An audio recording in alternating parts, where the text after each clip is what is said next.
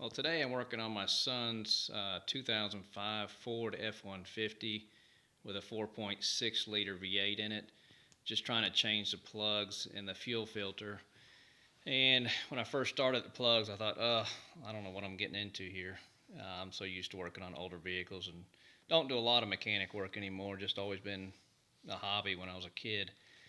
But anyway, it's going a little smoother than I was thinking it might go. The only things I wanted to point out to people was I wasn't sure if I needed to remove the fuel rail, and I did take a couple of the bolts out to just so I could maneuver it a little bit. I definitely unplugged the harness from it, and this has got the COP, the coil over the plugs, and but a lot of it's just tools.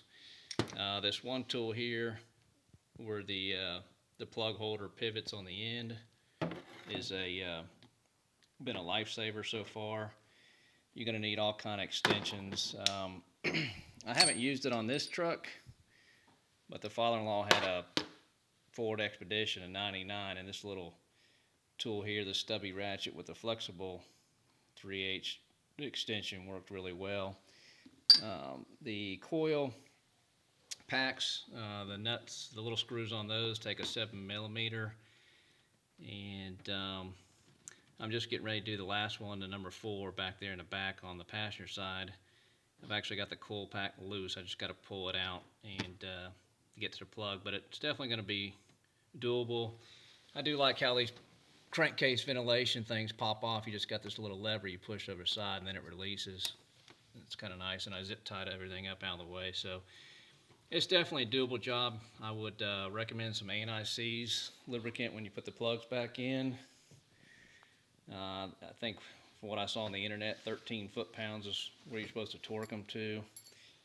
And the Advance recommended the Autolite Platinum AP 104s, which I found some of those in there, and then I also found some Bosch in there. A mixture of the Super Plus. I thought it would say which Bosch they are, but I don't see it real readily. Anyway, that's it so far, and we'll let you know how the other side goes. Okay, so I was able to get the number 4 plug out with actually relatively easy.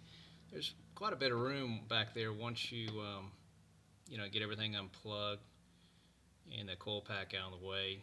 And like I said, if you use the correct extensions, I was using this extension with a built-in plug socket on a swivel. For the other 3, in this Cobalt 3/8 drive, it extends and shortens, and also it spins, so you can, once you get it broke loose, you can spin it and get it to loosen or tighten. And then this extension was too long in the back. I was hitting the firewall, so I went and got this other set that I had.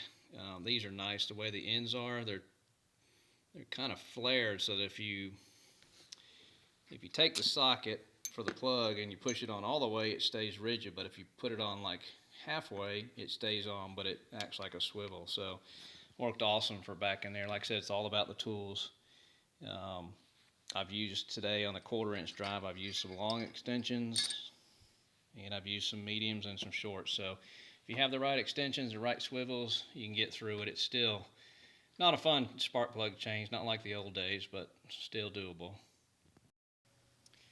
Well, now we're starting on the right side, the driver's side, and or left side, excuse me, which is the driver's side. Having to take a few more things apart to get to the plugs.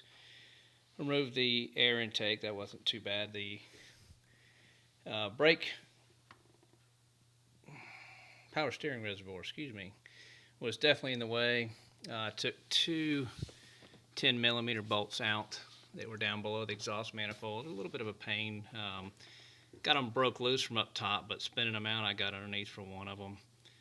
And that's pretty much it so far, I think. And well, the positive crankcase ventilation tube that went into the air intake. I think that's going to give me enough room to get to everything. I will loosen the fuel rail. Like I said, I got around the fuel rail on the other side with the right extensions and right angle adapters and so forth. So hopefully this side will be will go easy now that I've got everything out of my way pretty much. So I just noticed on this last coil pack that I took off, first time I've ever dealt with these individual coil packs, that the actual boot will pop off of the coil itself. There's a little notch there. It looks like a little pivot notch here so that you can move it somewhat and screw it down without turning it on the plug maybe. Anyway, I just thought that was a interesting tidbit if you wanted to remove them to clean them if they were rusted. So we're on number 6 now, 2 more to go. And also, I noticed basically the first plug on this side sits more forward of the front of the vehicle, so the last one shouldn't be near as hard to get to after removing the power steering and the intake. Okay, so I finally got the last plug out, and it's different. So I've got 3 different plugs in this vehicle. It's my son's truck, so now I know I've never changed the plugs for him. And we've got about 160,000 miles on this 2005 F150 two-wheel drive with a 4.6 liter V8. But anyway, the right side, it wasn't too bad after you got the, like I said, the power steering and the snorkel out of the way. But as far as tools, it worked a little better. The nut driver helped me on the coil packs, getting them out some after I got them broke loose. And a double extension on this side with the this little tapered end to where if you don't put the socket, the spark plug socket on all the way, it ratchets, and is a pretty cool little invention. Helped a lot. Sometimes a stubby helps when you get in the back. But anyway, I don't know if I'll necessarily go over putting it back together, but once I get it back together, I'm also going to do the fuel filter today, and I'll call it a day. I might show you how it runs after that. But basically, I'm putting the Autolite Platinum AP 104s back in there. I figured as long as I was getting a platinum plug and it was a good price, I know my Ford boat calls for them.